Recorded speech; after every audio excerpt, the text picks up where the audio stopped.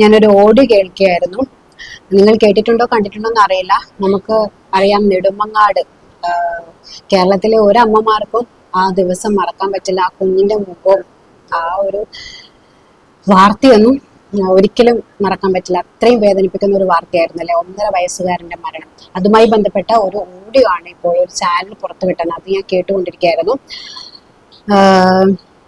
അതായത് ആ സ്ത്രീ എന്നൊന്നും പറയാൻ പറ്റില്ല, ആ പ്രതി അഖില എന്ന് പറഞ്ഞ ആ കുട്ടിയുടെ അമ്മ, അതായത് ഈ കുഞ്ഞിന്റെ അമ്മൂമ്മ ചൈൽഡ് പ്രൊട്ടക്ഷൻ യൂണിറ്റ് ഉദ്യോഗസ്ഥനെ വിളിച്ച് കാര്യം സംസാരിക്കുന്ന ഒരു ഓഡിയോ ആണ് ഇപ്പൊ ചാനൽ പുറത്തുവിട്ടിരിക്കുന്നത്. ആ ഓഡിയോ ഞാൻ കേട്ടപ്പോൾ ഭയങ്കര കഷ്ടം തോന്നി. ഞാൻ ആ സമയത്ത്, അന്ന് പരാതി നൽകിയ സമയത്ത് തന്നെ പെട്ടെന്ന് തന്നെ ആ ഒരു ആക്ഷൻ എടുത്തിരുന്നെങ്കിൽ ആ കുഞ്ഞ് ഇപ്പോഴും ജീവിച്ചിരിക്കുമായിരുന്നു.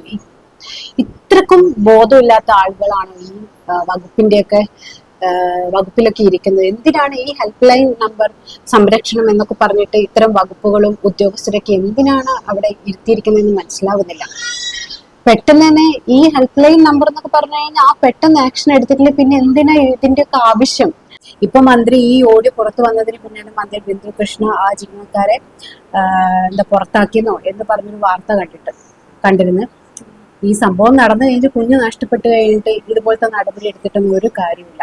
അതായത് കൈയൊടിഞ്ഞ് കഴിഞ്ഞിട്ടാണല്ലോ കുട്ടി മരിക്കുന്നത്. കൈയൊടിഞ്ഞ സമയത്ത് ആ അമ്മൂമ്മ കൃത്യമായിട്ട് പോലീസ് സ്റ്റേഷനിൽ പരാതി നൽകിയെന്നും പറയുന്നുണ്ട്. അതിനുശേഷമാണ് ഈ ചൈൽഡ് പ്രൊട്ടക്ഷൻ യൂണിറ്റ് ഉദ്യോഗസ്ഥനെ വിളിച്ച് സംസാരിക്കുന്നത്. ആ ഓഡിയോ ആണ് ഇപ്പോൾ നമുക്ക് കേൾക്കാൻ പറ്റുന്നത്. ആ ഓഡിയോയിൽ കൃത്യമായിട്ട് ഇങ്ങനെ, ആ ഓഡിയോയിൽ ഒരു സാധാരണക്കാരിയായ ഒരു കൂലിപ്പണിയെടുക്കുന്ന ഒരു അമ്മൂമ്മയാണ് സംസാരിക്കുന്നത്.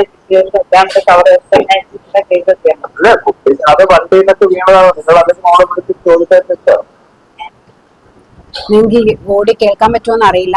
അവര് പറയുന്നത് ഇങ്ങനെയാണ്: നിങ്ങൾ എന്തുകൊണ്ട് മകളുടെ കൂടെ വിട്ടുകൊടുത്തു? അപ്പൊ തന്നെ നിങ്ങൾക്ക് നോക്കിയാൽ പോലെ കുട്ടിയെ, എന്തിനാണ് നിങ്ങൾക്ക് അങ്ങനെ ഒരു സംശയം ഉണ്ടെങ്കിൽ നിങ്ങൾ എന്തിനാണ് വിട്ടുകൊടുത്തതെന്നൊക്കെയാണ് ചോദിക്കുന്നത്. ആ അമ്മ പറയുന്നുണ്ട്, ഞാൻ ഒരു മാസം 14,000 രൂപ കൊണ്ടാണ് ജോലി ചെയ്യാണ്. അപ്പോൾ എൻ്റെ വീട്ടിലൊരു പ്രായമായ ഒരു അമ്മയാണുള്ളത്. അതുകൊണ്ട് കുട്ടിയെ നോക്കാൻ ആരുമില്ല. അപ്പൊ ആ കുട്ടീനെ എടുത്ത് ജോലിക്ക് എന്തായാലും പോകാൻ പറ്റില്ല. അതുകൊണ്ടാണ് അമ്മേന്റെ കൈകളിൽ വിട്ടുകൊടുത്തത്.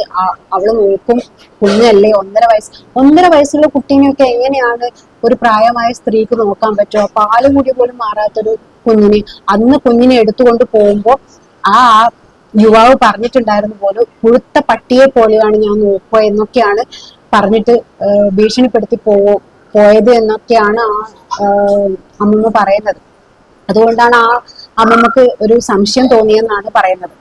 പോലീസൊക്കെ പരാതി പോയിട്ട് പോലും ഒരു ആക്ഷനും, നാളെ വിളിക്കാം മറ്റന്നാളെ വിളിക്കാം എന്നൊക്കെയാണ് പോലീസ് സ്റ്റേഷനിൽ നിന്ന് ആ അമ്മയോട് പറഞ്ഞതെന്നാണ് പറയുന്നത്. ഒരു കുഞ്ഞിന്റെ കാര്യം പറഞ്ഞപ്പോ അവർ അത്രയും വൈകിപ്പിച്ചത് കൊണ്ടല്ലേ ഇങ്ങനെയൊരു ജീവൻ നഷ്ടപ്പെട്ടത്. എന്താല്ലേ അവസ്ഥ? ആ കുട്ടിയെ ചിലപ്പോ സൈക്കിളിൽ നിന്ന് വീണതായിരിക്കാം, സൈക്കിളോടെ എടുത്തെറിഞ്ഞതായിരിക്കാം ആ യുവാവ്. അങ്ങനെ ചെയ്യാനും മടിയില്ലാത്ത ഒരാളാണ് എന്നൊക്കെ അമ്മ പറയുന്നുണ്ട്. അപ്പൊ അന്നേരം ആ ഉദ്യോഗസ്ഥൻ പറയാ, അങ്ങനെയൊന്നായിരിക്കില്ല, അത് നിങ്ങളെ ഒരു സംശയം മാത്രമായിരിക്കും, കുട്ടി സൈക്കിളിൽ നിന്ന് വീണതായിരിക്കും. എന്താ പറയാ ഇവരെയൊക്കെ?